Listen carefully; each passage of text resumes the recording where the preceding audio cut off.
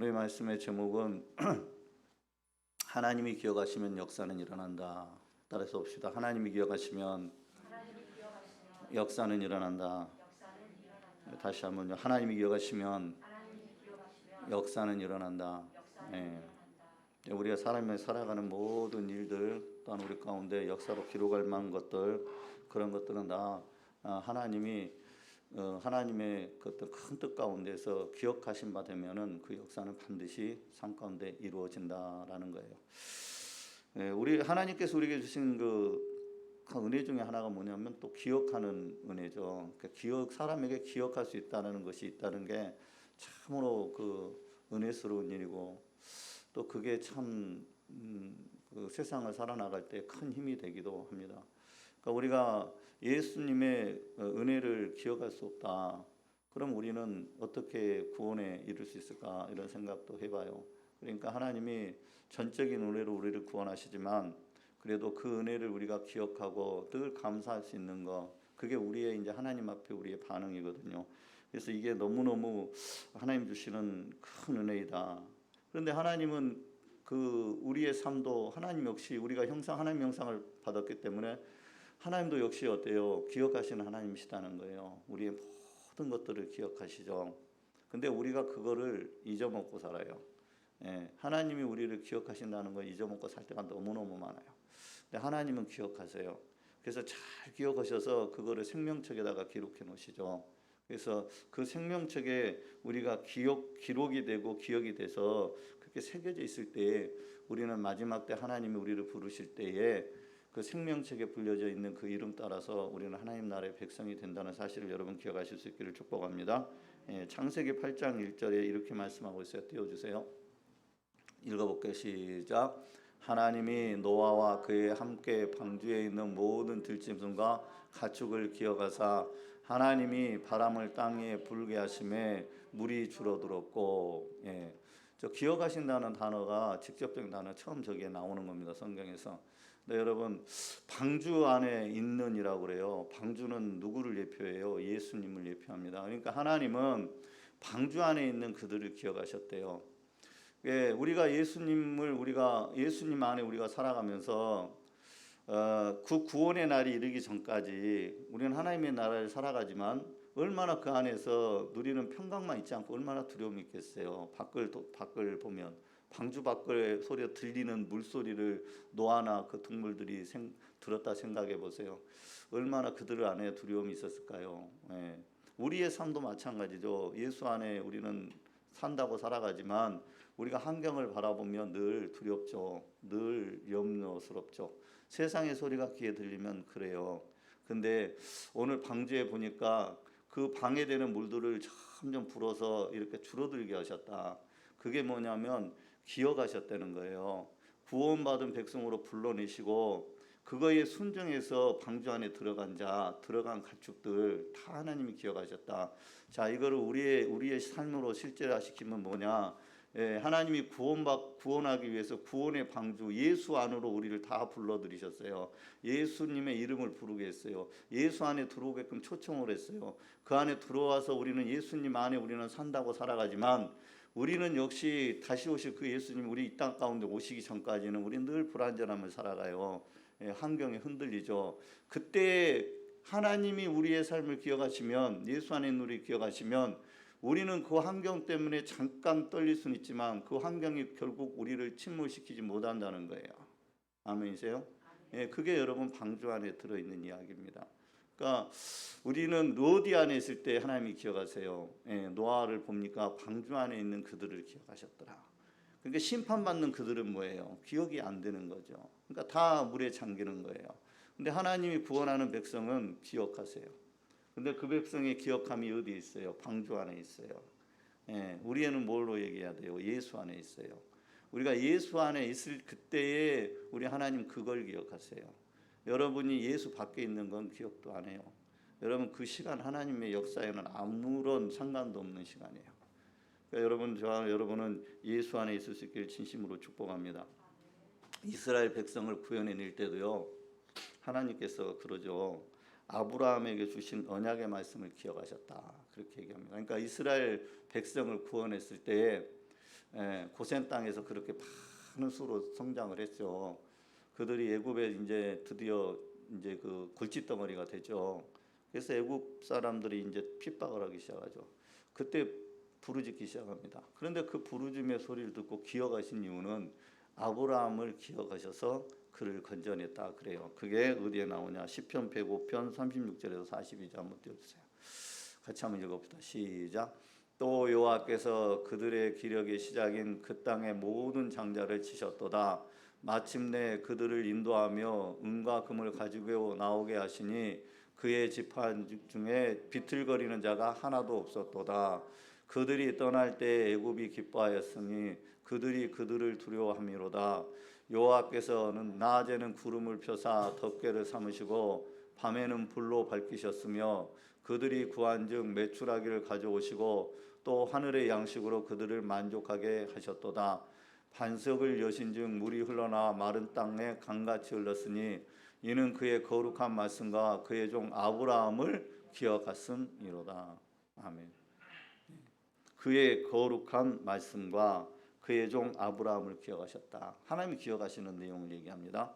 하나님의 기억은 뭐냐? 그에게 주신 약속의 말씀, 거룩한 말씀이라는 건 약속의 말씀이에요.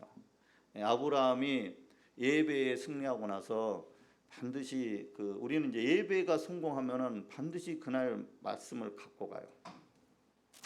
근데 예배에 승리하지 못하면 말씀 들리지 않죠. 그러니까 갖고 갈 게 아무것도 없어요. 나와서 그러면 그 예배는 뭐한 예배예요? 하나님이 받지 않으신 예배예요. 그거는 확실합니다. 왜냐하면 하나님이 받으시는 예배는 반드시 불로 응답하세요. 그렇기 때문에 강단에서 선포되어지는 말씀을 통해서 은혜를 받든 하여튼간 뭐 찬양을 통해서 뭘 받든 하여튼 갈 때는 반드시 하나님이 내 영을 살리는 말씀을 반드시 주신다는 거예요.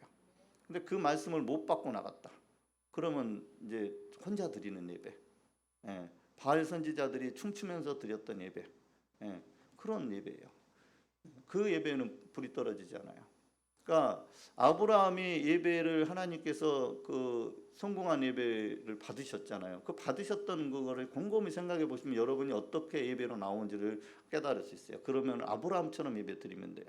근데 여러분, 그 아브라함에게 불로 딱 응답하시고 난 다음에 아브라함한테 너희 후손들 430년 동안 애굽에서 종살이하고 이런 내용 쭉 얘기하세요. 그리고 내가 그들을 징벌하면서 너희 그 백성들을 다 이끌어낼 거라고 그 약속, 그 언약의 말씀을 아브라함에게 주셨어요. 뭐를 통해서? 예배를 통해서요. 그 거룩한 말씀과 그 아브라함의 믿음을 생각하시는 그 아브라함의 그 존재 자체, 그 약속을 맺은 아브라함 자체를 기억하셔서 이 백성들을 구원해 내셨다라고 말씀하고 있어요. 그래서 여러분 예루살렘의 성이 느헤미야서에 보면 예루살렘의 성이 무너지고 모든 성문은 불타고 남은 자들은 큰 환난을 당한다는 소리를 느헤미야가 듣죠. 바벨론에서 그걸 들어요. 들었을 때에 그가 이렇게 기도합니다. 느헤미야서 1장 9절 말씀 다 같이 읽읍시다. 시작. 만일 내게로 돌아와 내 계명을 지켜 행하면 너희 쫓긴 자가 하늘 끝에 있을지라도 내가 거기서부터 그들을 모아 내 이름을 두려고 택한 곳에 돌아오게 하리라 하신 말씀을 이제 청하건대 기억하옵소서. 이렇게. 그러니까 하나님이 기억하시는 하나님이에요. 그러니까 하나님 기억하시잖아요. 분명히 이렇게 말씀하셨잖아요.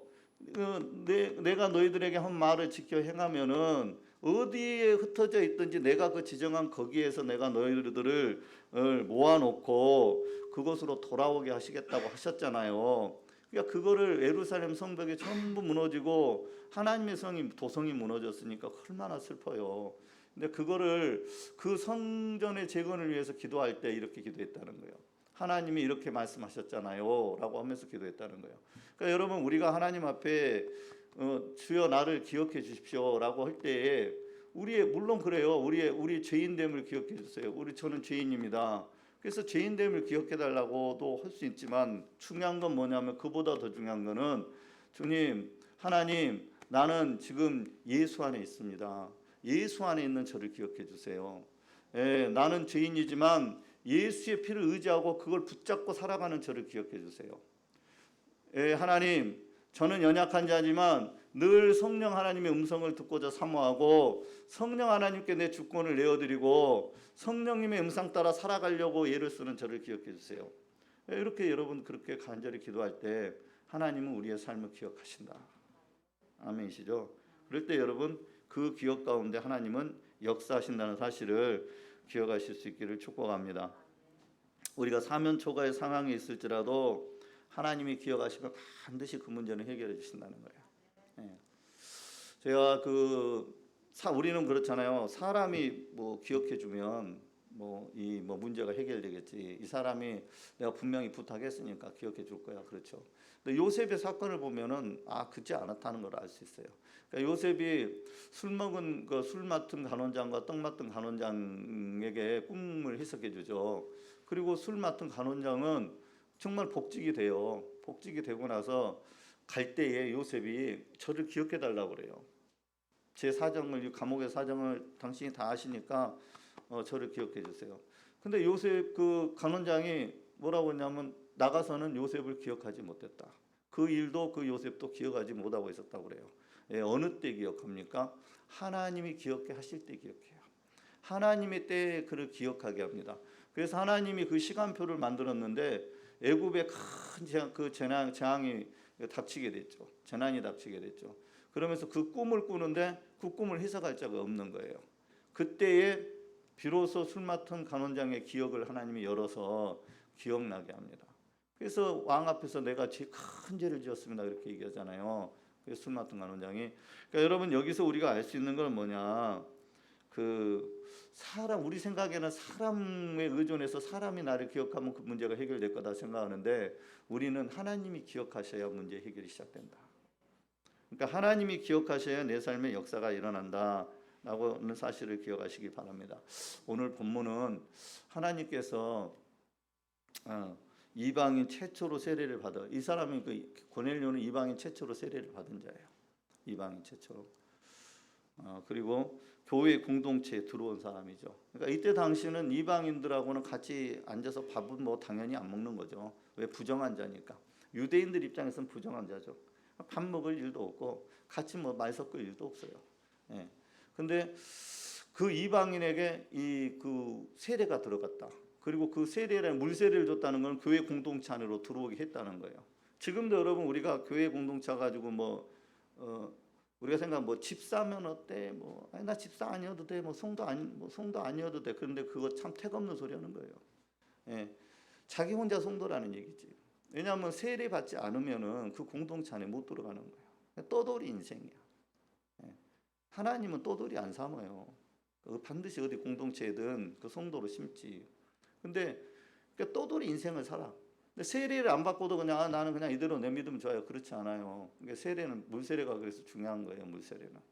물세례는 거듭나서 어디 안에 그 교회 공동체 구성원이 됐다는 거예요. 자, 지금은 편안하니까 그러죠. 초대교회 때 핍박 때는요. 사람 하나 잘못 들으면 그 공동체가 전부 다 죽는 거예요. 근데 당신 우리 공동체 안에 들어오시오 이렇게 쉽게 할 수 있겠어요? 검증되지 않은 자는 들어올 수가 없는 거예요. 그래서 우리가 물세를 주는 거는 그 공동체 안에 들어온 겁니다라는 얘기를 하는 거예요. 근데 이방인에게 그걸 줄 수 있어요? 절대 줄 수 없죠. 지금 배경을 말씀드리는 거예요. 근데 우리는 그걸 너무 모르니까 현대 교회에서는 그런 거 세례 안 받아도 돼 이렇게 내 믿음 지키고 살면 되지 이렇게 떠돌이 생각을 한다는 거예요. 아니에요. 그거 중요합니다. 되게 중요해요. 근데 그 세례를 줄 수 없는 상황인데 이분이 세례를 받았다는 거예요. 그리고 이분이 나중에 사도 바울이 로마를 사모해서 로마를 갔는데 이미 거기에 교회가 있었더라. 누가 그 교회를 전도했을까요? 많은 사람들은 이 고넬료가 가서 전도했을 거라고 그렇게 많은 사람들이 얘기합니다. 이 이방인 최초. 그러니까 하나님의 역사가 이방인을 향하여서 전환점을 딱 이루는 사건이 오늘 본문의 사건이에요. 오늘 본문의 사건. 근데 그 사건에 고넬료가 쓰임 받았다는 거예요. 하나님 앞에 기억됐다요. 이런 말씀이에요. 하나님 앞에 기억됐다는 뭐예요? 하나님 눈에 띄었다는 거예요. 많은 사람들 중에 하나님 눈에 띄었다는 거예요. 사람 눈에 띄지 마시고 하나님 눈에 띄시길 바래요. 하나님 마음에 합했다는 거예요. 하나님이 기억한다는 건 하나님 마음에 합했다. 하나님 마음에 딱 들었다는 거예요. 예. 그러니까 여러분 하나님 마음에 합한 다윗은요. 뭐 하나님이 뭐 이렇게 잊어버릴 수가 없는 사람이죠. 다윗. 예. 하나님 마음에 딱 들었다는 거예요. 하나님 마음에. 하나님이 기뻐하셨다는 거예요. 근데 중요한 거는 이 사람은 얼마나 하나님을 알고자 갈망했는 그 마음이 오늘 본문을 쭉 읽다 보면 그게 느껴지잖아요. 하나님을 얼마나 갈망했는지, 이방인인데 하나님을 얼마나 갈망했는지를 우리서 알 수 있다는 거예요. 하나님은 다 기억하시지만 우리의 죄는 기억지 않으신다고 그래요. 왜 기억지 않으세요? 예수의 피 때문에 가려서 기억 안 하시는 거예요. 기억을 못 하시는 것이 아니라 기억은 하시되 예수님의 피를 보고서 그 예수님의 피가 주시는 그 사랑과 그 기쁨 때문에 그 죄를 넘겨버리는 거죠. 넘겨버리는 거예요. 네, 하나님은 반드시 우리의 모든 것들을 기억하고 있다는 사실을 여러분 기억하실 수 있기를 바랍니다. 그러니 여러분 첫 번째로 하나님 우리의 무엇 때문에 우리를 기억하시나 우리가 이 고넬료를 통해서 한번 은혜를 나누고자 합니다. 첫 번째는 뭐냐면 경건과 하나님을 경외할 때 기억하신다. 따라서 봅시다. 경건과 하나님을 경외할 때 기억하신다. 오늘 본문을 보면요, 고넬료는 그 자신이 경건하였으며 온 집안과 더불어 하나님을 경외하였다라고 이렇게 말씀하고 있어요. 경건은 뭐예요? 경건은 자기 자신이 하나님 앞에 서 있는 자세죠. 그러니까 우리가 믿음 생활을 하면서도 계속 세상의 것은 내 귀에 들어오고 세상의 문화는 나를 이렇게 눈을 통해서도 들어오고 귀를 통해서도 들어오죠. 내가 반복된 어떤 삶의 행위를 통해서도 그게 젖어 들어와요. 그런데 이 경건이라는 건 뭐냐면 그 모든 것들을 끌어낼 수 있는 뭐가 있었다는 거예요. 능력이 있었다는 거예요. 경건. 그러니까 이 경건 때문에 그 집안의 모든 식구들이 그냥 이 고넬료를 따라서 전부 다 하나님을 경외하는 사람들이 됐다 이렇게 말합니다. 그러니까 여러분 내 가정 안에 온전한 구원이 임하기를 원해요. 내 가문 안에 온전한 구원이 임했으면 좋겠어요. 그 소원이 내 마음에 있어요. 그러면은 우리는 막 그래요. 야, 저 사람은 저렇게 하려고 그래도 마귀가 꽉 잡고 마귀 역사가 막 든든해가지고 뭐 도저히 안 돼. 그렇게 우리는 막 단정하고 판정하고 막 그러잖아요. 근데 오늘 고넬료를 보면요, 고넬료 자체가 경건한 자예요.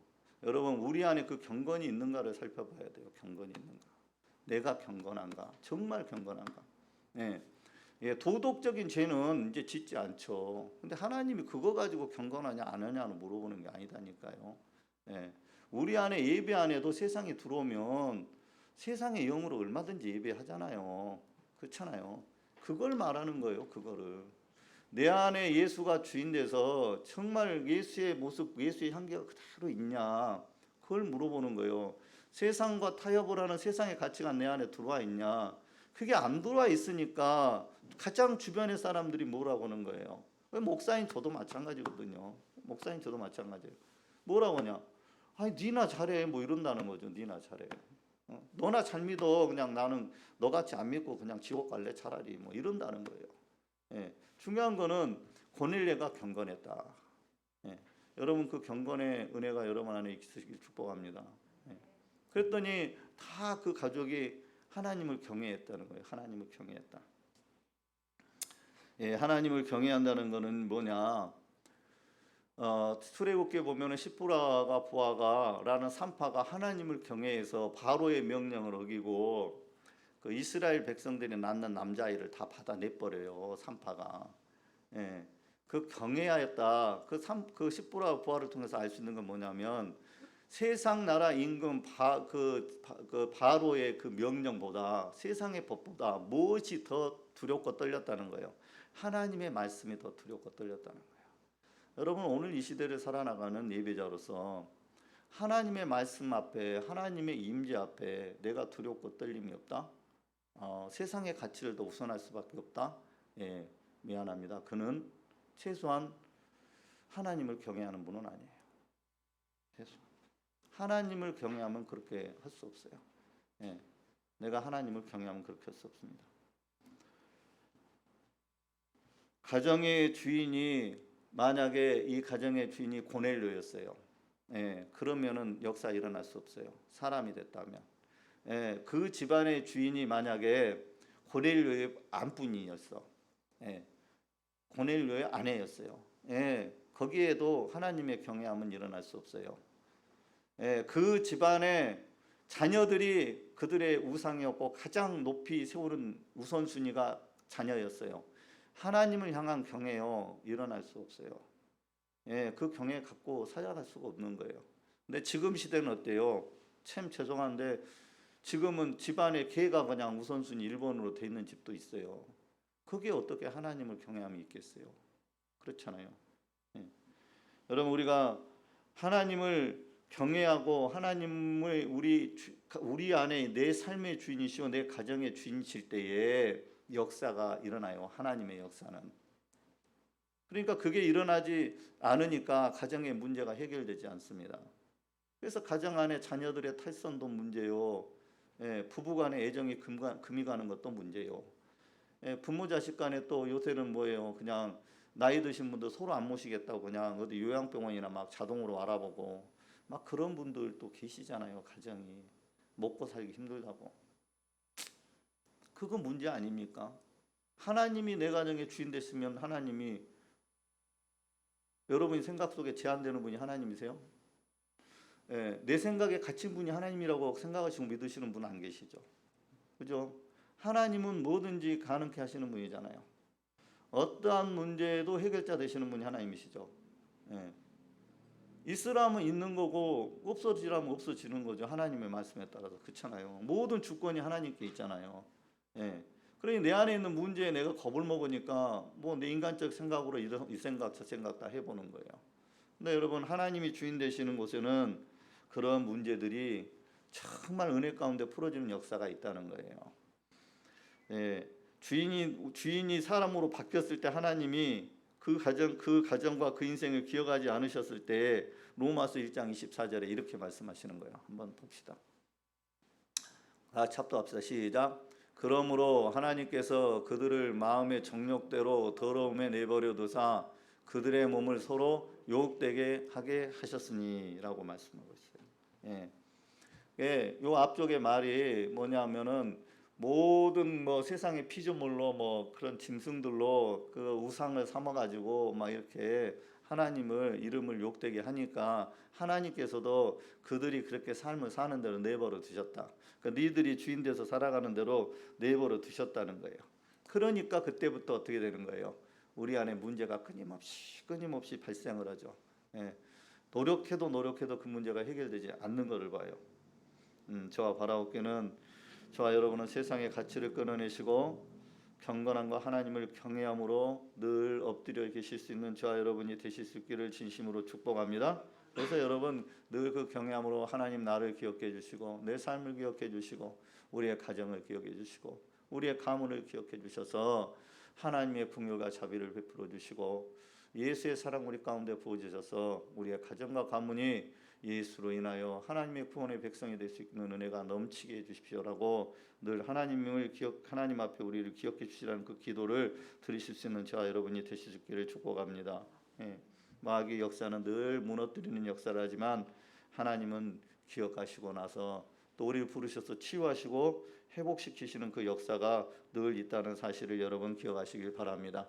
디모데전서 4장 5절에는 하나님의 말씀과 기도로 거룩하여 지미라라고 말씀해요. 그러니까 고넬료의 경건 유지의 비밀은 뭐였냐? 말씀과 기도였다. 그러니까 말씀을 사모하고 늘 기도하는 사람이었다는 거예요. 그래서 온 가족은 하나님을 경외하는 예배자들이었음을 우리가 알 수 있습니다.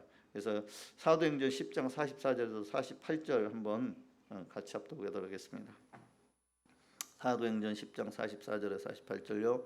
시작. 베드로가 이 말을 할 때에 성령이 말씀 듣는 모든 사람에게 내려오시니 베드로와 함께 온 할례 받은 신자들이 이방인들에게도 성령 부어 주심으로 말미암아 놀라니 이는 방언을 말하며 하나님 높임을 들음이로라.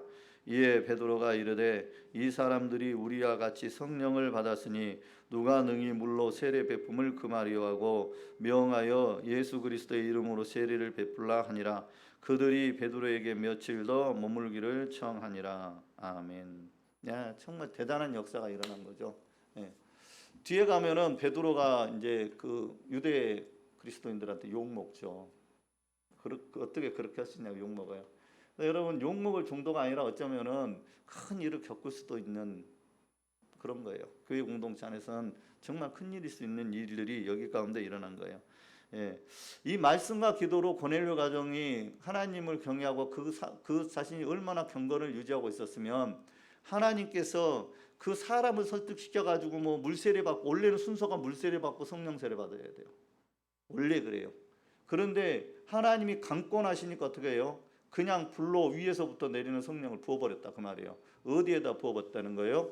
예, 그 고넬료뿐만 아니라 그의 가정과 그들과 같이 했던 친지와 친척과 이웃과 친구들까지도 전부 다 그 자리에서 예수 그리스도에 대한 복음의 말씀을 듣는 그 순간에 그곳 가운데 성령의 불로 임하셨다. 그 불이 어느 불이냐? 마가의 다락방에서 임한 불이다 이 말이에요. 마가의 다락방. 그러니까 여러분 마가의 다락방에서 임한 불이나 고넬료에게 임한 불은요, 이게 여러분들 그냥 기도 좀 하니까 성령께서 좀 마음에 뜨거움 주더라, 손바닥이 좀 뜨끈뜨끈해지더라, 막 이런 거 마음이 뜨거, 이거 아니에요. 위에서 권능으로 그냥 쏟아 부어버리는 거예요. 그러니까 그 불을 받은 자들의 삶은 완전히 다릅니다. 예, 거기에 있는 능력은 완전히 달라요. 예수님이 하셨던 그 능력의 역사를 그대로 일으키며 살아가요. 그대로 일으키며 살아가요. 근데 그 불이 지금 어디에 임한 거예요? 고넬료 가정에 그냥 임해버린 거예요. 그 불을 누가 깨닫습니까? 그 불을 경험한 사람이 깨달아요. 베드로는 그 불을 받았던 자예요. 사도고. 근데 그가 보니 그 불이 거기에 있는 거예요. 그러니까 베드로는 그러는 거예요. 이 놀라는 거예요. 아니 이 이방인 가정에 어떻게 성령의 불이 내릴 수 있나? 자기의 생각과 틀을 완전히 깨버리는 거잖아요. 그런데 그 불이 있는 것을 그는 보고서 어떻게 해요? 아, 그러면 우리가 물로 하는 세례 이것은 당연히 줘야 되는 거 아니냐? 이미 불이 임했는데, 그래서 이제 물로 주는 세례를 줘서 이제 이 이방인 가정이 어디에 들어왔다는 거예요? 교회 공동체 안에 정식으로 들어오고 인정받았다는 거예요. 저와 여러분이 늘 하나님을 경외하고 하나님을 주인으로 모시고 예배를 드림으로써 하나님께서 기억하시고 복을 주시는 그런 복된 가정 되실 수 있기를 진심으로 축복합니다. 예. 과장님, 저를 보세요. 저를 보시고 그냥 눈을 크게 한번 푹 뜨시고. 많이 피곤하신 줄 아는데 그래도 예배에 나왔으니까 저도 많이 노력해요. 같이 있고 같이 막 이해하고 하려고 많이 노력하니까 우리 과장님도 저를 좀 봐주세요. 오늘은 또 사람이 더 없어가지고 좀 봐줘야 힘이 돼요. 저도 피드백이 되니까. 네. 두 번째는 뭐냐면 따라서 봅시다. 구제할 때 하나님을 기억하신다. 구제할 때 하나님을 기억하신다. 예. 예, 왜 기억하실까요? 여기에 보면은 고넬료의 경건과 하나님을 경외함에 대한 이 내용이 열매로 나타난 게 뭐였다? 구제였다 이거예요. 예. 그러니까 여러분의 삶에 예수님을 모시고 살아가는 삶, 예수님이 주인된 삶, 하나님이 주인이라고 정말 주권을 인정하는 삶이 있다. 그럼 거기에는 반드시 뭐가 있다? 구제가 있다. 나눔이 있다. 섬김이 있다. 왜 그래요? 왜요? 그건 제 얘기가 아니라 그럼 제가 이제 추측하는 얘기 아니에요. 여러분 곰곰이 생각해 보세요. 하나님이 어떠신 분인가? 하나님은 우리 걸 뺏어다가 쌓아놓는 분이신가요? 아니요. 우리 거 뺏어다 쌓아놓을 이유가 하나도 없어요. 다 그분 거니까. 우리는 우리 물리적으로 생각해요. 그 하나님을. 근데요. 하나님은 어떤 분이에요? 자기 아들을 이 땅에 보내시죠. 자기 자신이 이 땅 가운데 내려오죠. 그리고 나서 하나님이 위에서 말씀하신 그 말씀들을 우리 인간의 육신의 몸으로 딱 오셔갖고 뭐예요? 그 율법을 전부 다 이루시잖아요. 완성을 딱 시켜버리거든요. 근데 그 완성의 끝이 뭔가 봤더니요. 예수님으로 이 땅 가운데 오셔서 제물로 드려지는 거예요. 그리고 나서 누가 받으세요? 하나님이 받아. 본인이 드리고 하나님이 받는데요. 무엇 때문에 그래요? 죄인을 구원하시기 위해서 그런 거예요. 여러분 세상에서 가장 큰 구제가 뭐냐? 영혼을 구원하는 겁니다. 그러니까 여러분 하나님은 속성이 뭐 하는 분이에요? 구제하시는 하나님이에요. 인간은 뭐 하는 거예요? 스스로 타락하기를 원하는 게 인간이고. 근데 여러분 하나님은 우리를 구제하시기를 원하시는 하나님이시다. 가장 큰 구제가 뭐다? 구원이다. 그러니까 여러분 예수님께서 뭐라고 그래요? 야 세상에 그 친구로서 제일 그 잘한 일이 뭐다는 거예요? 제일 좋은 친구는 친구를 위하여 목숨을 버리는 자가 진짜 친구다 말하죠. 친구의 개념을 얘기하실 때 구제 말하는 거예요. 구제. 여러분 구제라고 하니까 뭐 돈 몇 푼 딱 주고 뭐 이거 구제 아니라니까. 예. 그거는 뭐 구제의 시작이죠. 그렇지만 가장 큰 구제는 뭐예요? 내게 있는 모든 것으로 무엇을 할 수 있는 것. 하나님의 마음이 있다면 영혼을 구원할 수 있는 것은 나의 모든 것을 드릴 수 있는 것. 이게 구제예요. 고넬료에게서 무엇을 받다? 하나님은 그거를 받다는 거예요. 하나님의 형상이 그 안에 회복돼 가고 있는 고넬료를 보는 거예요. 예. 그를 보는 거예요. 하나님은요 우리에게 지혜와 지식을 주시죠. 예. 성경을 보세요. 다니엘에게도 지혜와 지식 다 주잖아요. 꿈을 알 수 있는 것도 주시잖아요. 예. 어떤 이에게는 명예를 높여요. 요셉과 다니엘처럼 명예도 높여, 지위도 높이죠.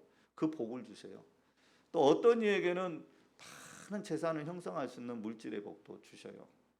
근데 하나님은 여러분이 높이 있었다는 그거 기억 안 하세요.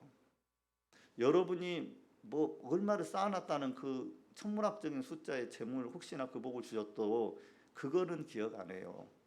예, 그 다음에 여러분에게 지식과 지혜를 주셔서 많은 세상에 유익한 것들을 쌓아놓게 하셨어요. 여러분 그것도 하나님은 기억 안 하세요. 뭘 기억하세요? 그거를 가지고서 세상에 어떻게 흘려보냈느냐를 기억하세요. 하나님이 그걸 통해서 어떤 열매를 맺게 하셨느냐를 기억하시는 분이 하나님이시다는 거예요. 아멘이십니까? 예. 그래서 저와 여러분은 하나님으로 주권을 다 세우시고 그 다음에 하나님이 기뻐하실 수 있는 그 열매를 맺어 나가실 수 있기를 진심으로 축복합니다. 예. 마태복음 25장 40절 한번 같이 읽어보겠습니다. 시작. 임금이 대답하여 이르시되 내가 진실로 너희에게 이르노니 너희가 여기 내 형제 중에 지극히 작은 자 하나에게 한 것이 곧 내게 한 것이니라 하시고. 예. 마태복음에 그 양과 염소의 비유에 나오는 거예요. 예. 오른쪽 양과 왼쪽에 염소가 있었죠. 근데 그때 말씀하실 때 이 말씀은 어디에 나오냐? 양들은 자기가 한 일을 잘 기억을 못하는 거예요. 그러니까 임금님이 그래요. 야, 너 내가 배고플 때 네가 먹여줬지. 내가 컬벗을 때 내가 입혀줬잖아. 내가 병들었을 때 너가 와서 나를 치료해주고 다 위로해줬지. 이렇게 얘기를 해요. 근데 양들은 저는 기억이 없습니다. 제가 언제 그렇게 한 기억이 없어요. 이렇게 얘기합니다. 예. 그때 이제 주시는 말씀이에요. 저 지극히 작은 자 하나에게 한 것이 곧 내게 한 것이다. 이렇게 말씀하십니다. 그러니까 여러분 우리가 하나님의 은혜 가운데에서 우리가 하나님의 성령이 내 안에 계시고 하나님이 내 안에 주인 되셔서 그분이 하시는 일의 역사는요 우리의 인간의 기억 속에는 잘 없어요.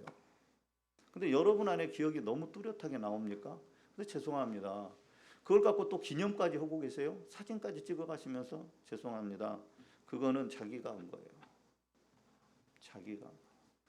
하나님이 하시게 하시는 거는요 은혜로 오기 때문에 기억조차 나오지 않아요. 섬김도 여러분 뭐 헌금하면서 여러분 은혜 받아 하나님 앞에 헌금하면 기억하시나요? 저는 기억 안 되던데. 얼마에 돈을 했던 기억 안 돼요. 헌금 하나도 그래요. 자기가 한 게 기억 안 납니다. 근데 은혜로 오지 않고 자기 뭐 어떤 걸로 해봐요. 자기 의로 해보세요.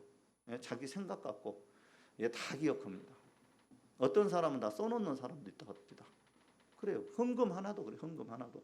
그러니까 여러분 우리가 하나님 앞에 은혜를 받고 살아가면서 그분이 주신 그 성품이 우리 안에 회복돼서 내 가정 안에서 내 자녀도 섬기고 내 부모도 섬기고 또 이웃도 섬기고 그래서 그 영혼을 구해내는데 내 시간도 드리고 내게 준 지위도 드리고 내게 준 물질도 드리고 그러니까 하나님 나라를 위해서 살아가는 그것을 마지막 때 우리 주님이 물으실 때 나는 기억할 수 없는 거예요. 왜? 나는 그냥 은혜로 살았기 때문에 그런 거예요. 근데 여러분 이 은혜가 여러분 안에서 넘쳐나실 수 있기를 축복합니다. 예, 바나바는 이로의 아들이라고 성공된 삶을 살아가요. 그걸 흉내낸 사람이 한 사람 있어요. 한 가정이 있어요. 그게 누구예요? 예, 아나니아와 삽비라예요. 예, 요셉이 그런 얘기를 듣고 요셉이 원래 본 이름이잖아요. 바나바예요. 그 요셉이 그렇게 한 행동을 보고서 이로의 아들 바나바라는 이름을 또 갖게 되고 그러면서 그 안에서 유명인으로 떴을 때 아나니아하고 삽비라는 마음이 생겼겠죠. 그 마음이. 그래서 같이 그는 또 해요. 또 팔아갖고 딱 합니다. 그가 얼마나 많은 돈을 하나님 앞에 드렸고 했는지는 모르겠어요. 그렇지만 그에게는 뭐가 있는 거예요? 자기의 의지로 하다 보면 우리는 반드시 뭐에 넘어집니까? 우리의 계산과 생각에 넘어집니다.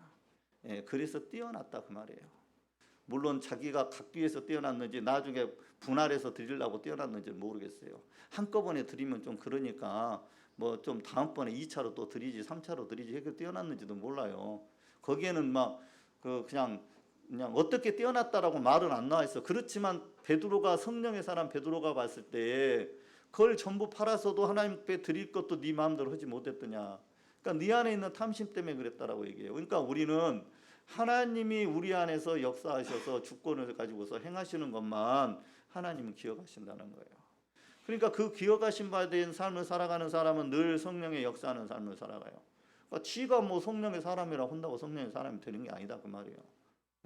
하나님이 그렇게 인정하시고 그분이 같이 하셔야 되는 거예요. 그러니까 우리가 늘 이런 것들은 성경에 나와 있는 것들을 여러분들한테 말씀드리는 거는 여러분들 그분들은 우리의 삶의 뭐예요? 네, 그냥 로드맵이에요. 그분들이 실패한 분들도 우리의 로드맵이고 성공한 분들도 로드맵이에요. 그래서 그분들을 보면서 우리를 자꾸 말씀 앞에 세워가는 거예요. 그래서 상황을 만났을 때 내가 지금 아나니아와 삽비라의 마음 먹었구나. 이렇게 딱 판단이 드는 순간에 나는 하나님이 내 안에서 말씀하시는 거 들어야지. 다시금 기도해보고 그렇게 해야죠. 그래야죠. 내 감정에 의해서 뭐 헌신도 드리는 것이 아니다 그 말입니다. 세 번째입니다. 세 번째는 기도를 기억하신다. 따라서 봅시다. 기도를 기억하신다. 기도를 기억하신다. 예. 고넬료에 대해서 말씀하실 때 뭐라고 하냐? 항상 기도한다라고 얘기하고 있어요. 항상 기도했다. 항상. 그는 늘 항상 하나님께 기도하더니 그리고 하루는 제9시쯤 그래요. 여러분 9시쯤이라는 건 기도 시간이에요. 유대인들의 기도 시간. 그러니까 그 기도 시간에 맞춰서 하나님의 역사에 쓰임 받는 사람 대표적인 인물 다니엘이죠. 그러니까 다니엘은 정해놓은 기도 시간 안에 늘 기도를 했어요. 항상 했어요. 그러니까 여러분 기도는 어떠세요? 여러분 기도는 뭐 사무엘의 기도면은 뭐 쉬지 않고 기도하는 건데 이제 쉬지 않고 기도는 못 하더라도 뭐 정해놓고 기도는 해야 되는데 잘 안 되죠. 잘 안 되죠. 근데 하나님은 하나님과 다 정해놓고 이렇게 기도할 수 있는 그 기도의 습관이 들었다는 말입니다. 이게 정해놨다는 것은 기도의 습관.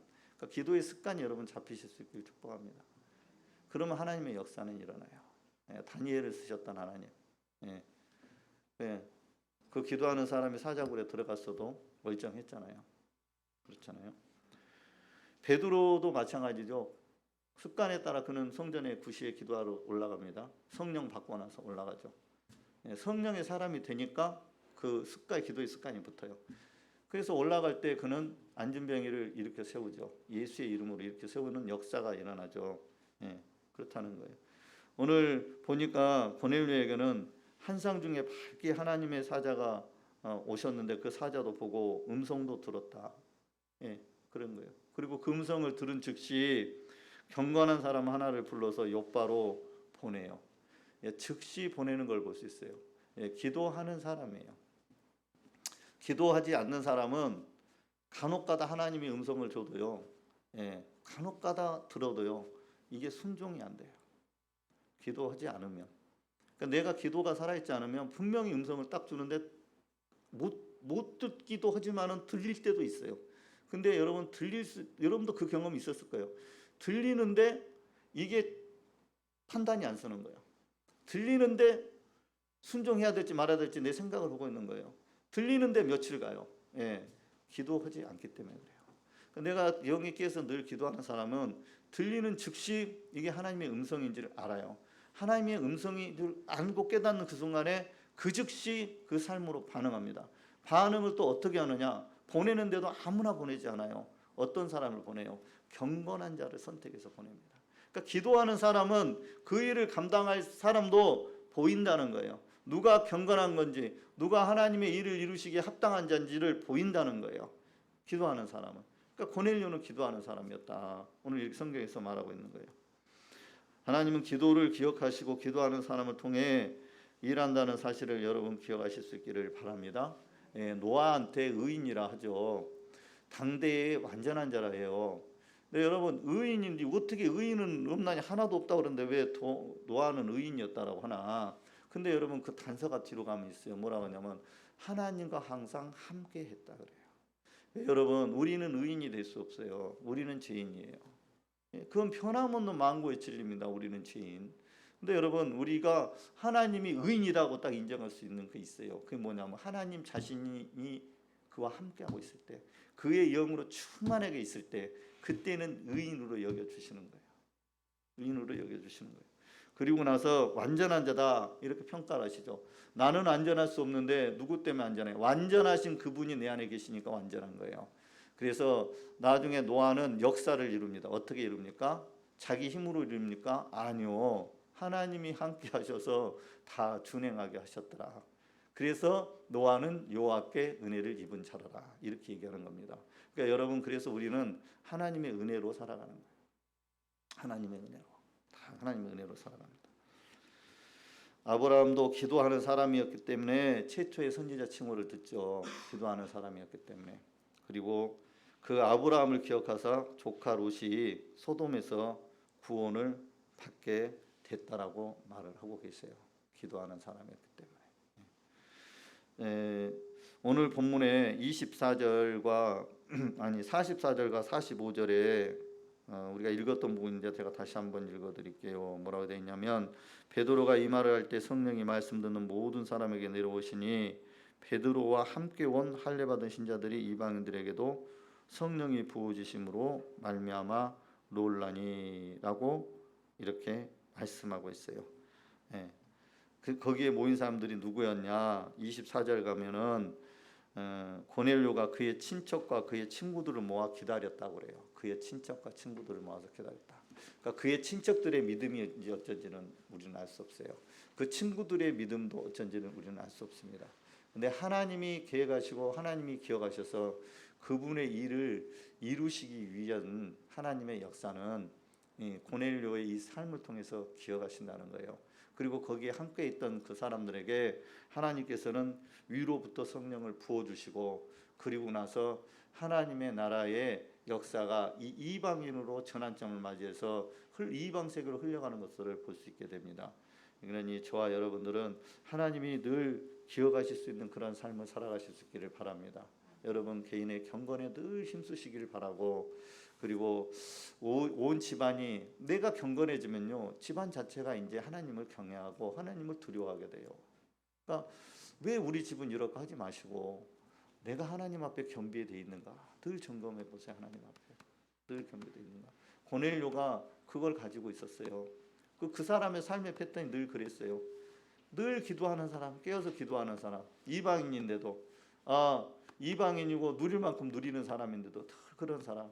그리고 자기의 삶에 하나님이 자기에게 주신 것들을 가지고 구제하고 선한 사업을 많이 하고 그렇게 그 삶의 열매가 늘 있는 사람, 인색하지 않는 사람, 늘 그게 넘치. 저 사람이 믿는 하나님 나도 한번 그러면 관심이 생기는데, 저 사람은 저렇게 하는데도 늘 그 삶이 기쁨이 넘치고 그 삶에 뭐 살림이 쭈그러드는 것도 없고 늘 그렇게 행복하고 기뻐.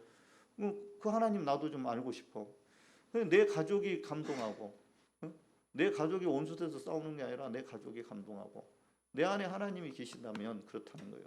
그러니까 여러분 우리 개인의 경건 정말 중요해요. 여러분 개인의 경건, 내가 하나님 앞에 코람대로 어떻게 서 있느냐 다 보실 수 있는 은혜가 있으시길 바라고, 또 그리고 늘 가정 안에서 하나님을 경외하는 가정이 될 때에 내 가정 지켜진다. 내 가정 통해 하나님이 역사하신다. 내 자녀 내 지혜로 키우는 것 같지만 내가 하나님을 경외하는 가정이 됐을 때에 내 자녀, 그 다음에 내 어떤 가정의 모든 일들은 하나님 해결하시고 하나님 이루어가시고 하나님의 역사 생각해보면 엄청나잖아요. 하나님의 역사는 그 역사가 여러분의 가정 안에 일어난다는 거예요. 그리고 오늘 고넬료처럼 하나님의 나라의 일들을 위해서 가정의 문제가 해결되고 하나님 나라의 일들을 위해서 이 복음이 이방으로 향하는 그 관문을 여신 거잖아요. 고넬료는 그렇게 쓰임 받은 거예요. 그러니까 저와 여러분도 하나님 나라에 기억될 만한 그러한 믿음의 여정을 걸어가실 수 있기를 진심으로 축복합니다. 기도하겠습니다. 사랑의 하나님 아버지, 은혜를 감사합니다. 하나님 아버지, 우리를 예배할 마음을 우리에게 주시고 또 하나님 예배 초소로 불러주시고 이 초소 가운데서 하나님을 찬양하고 예배하며 또 하나님의 귀한 말씀 듣게 하시는 은혜를 감사합니다. 하나님 아버지, 오늘 우리에게 주신 말씀을 기억하여서 우리의 가정과 우리의 삶과 우리의 모든 영역 가운데 하나님이 온전히 우리의 주인 되시고 하나님의 통치가 우리 가운데 늘 이루어질 수 있도록 우리는 늘 하나님 앞에 우리의 경건을 유지하고 또 하나님을 경외함을 늘 깨달아서 그 경외함으로 하나님을 늘 온전히 섬기며 또한 하나님 아버지, 우리의 삶에 우리에게 주신 그 많은 축복들을 흘려보낼 수 있는 축복의 통로가 되게 하여 주시고 우리의 영혼, 하나님이 우리 이 땅 가운데 맡기신 영혼의 구원을 위해서라면 우리의 모든 시간과 우리에게 허락하신 것들을 하나님 앞에 기쁨으로 드리며 또한 구제하며 섬기며 나아갈 수 있는 은혜가 있게 하여 주시며 늘 우리가 살아서 하나님 앞에 늘 기도할 수 있는 깨어있는 그런 우리의 영적 상태가 되게 하여 주셔서 하나님과의 인격적 교제가 우리의 삶에 늘 살아넘치고 그래야 하나님의 말씀과 계획들을 깨달아서 이 땅의 믿음의 여정을 걸어갈 때에 늘 우리 주님이 주시는 그 승리의 길로만 걸어갈 수 있는 은혜가 우리의 삶에 넘쳐나게 하여 주시옵소서. 우리의 일주일도 우리 하나님께서 동행하시고 우리의 삶을 승리케 하실 우리 주님을 기대하고 소망하며 이 모든 것을 살아서 역사하시는 우리 주 예수 그리스도를 받들어 기도드리옵나이다. 아멘. 다 같이 찬송가 191장 찬양 드리면서 준비하시려면 하나님께 올려드리도록 하겠습니다.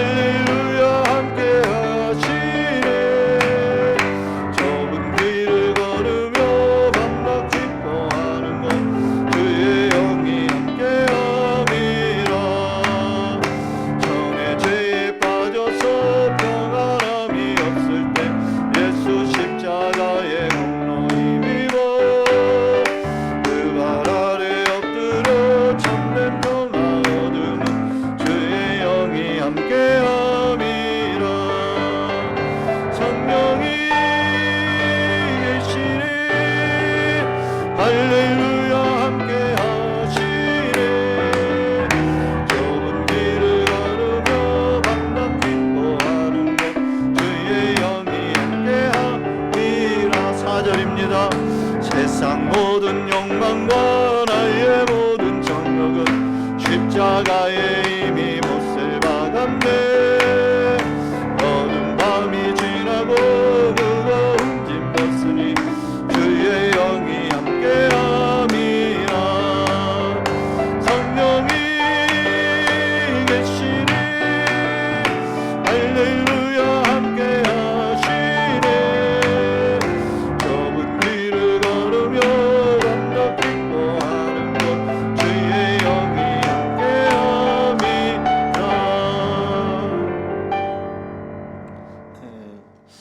오늘은 저희가 이제 청심을 준비를 이제 못했습니다.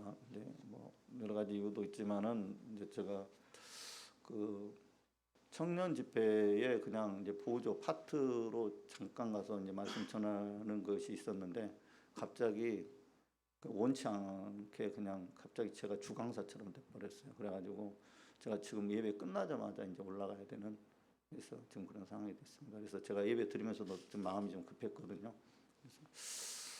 그래서 저는 정심이 준비가 안 됐어서 죄송하고 다음 주에는 이상 없이 준비를 잘 하도록 하겠습니다. 이제 오고 가는 길에 생각나시면 좀 기도 좀 해주세요. 그래서 다음 세대들을 이제 그 살리는 그런 집회인데 저는 그냥 가서 좀 보고 배울 겸 해서 그냥 짧은 시간 잠깐 넣어주는 그 타임만 좀 소화한다고 그렇게 생각하고 있었는데 갑자기 이제 주강사가 문제가 생겨가지고 갑자기 저한테 연락이 와서 갈 수밖에 없는 상황이 되어버렸습니다. 그래서 오후 가는 길에 조금 생각나시면 기도 좀 해주세요. 은혜스럽게 잘 마치고 오시도록 기도를 좀 부탁드리겠습니다. 우리 드린 헌금을 위해서 기도하고 찬양 드리고 축도를 마치겠습니다. 사랑의 하나님 아버지 은혜를 감사합니다. 하나님 앞에 나오면서 우리가 정한 마음과 뜻과 정성을 모아서 하나님께 구별하여 귀하게 올려드리오니 하나님 기쁘게 희망하여 주시옵고 이 드려진 물질이 하나님 나라에 위하여서 귀하게 쓰임받게 하여 주시며 또 하나님 드리는 자들의 마음과 뜻과 생각을 감찰하여 주시고 그들의 소원을 기억하여 주셔서 그들의 모든 문제와 소원 가운데 우리 신실하신 하나님 차고 넘치는 복으로 응답하여 주시고 그들의 삶에 늘 하나님 기뻐하시는 열매가 가득 맺혀지게 하여 주시옵소서. 살아서 역사하신 우리 주 예수 그리스도를 받들어 기도드리옵나이다. 아멘. 찬송가 287장 찬양 드리고 축도로 예배를 마치도록 하겠습니다.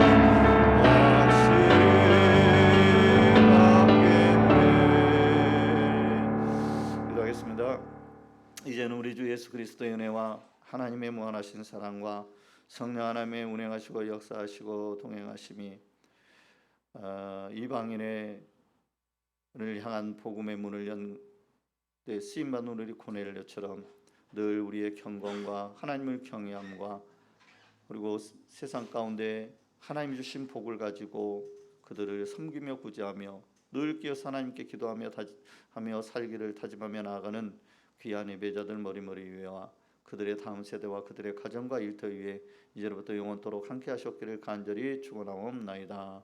아멘.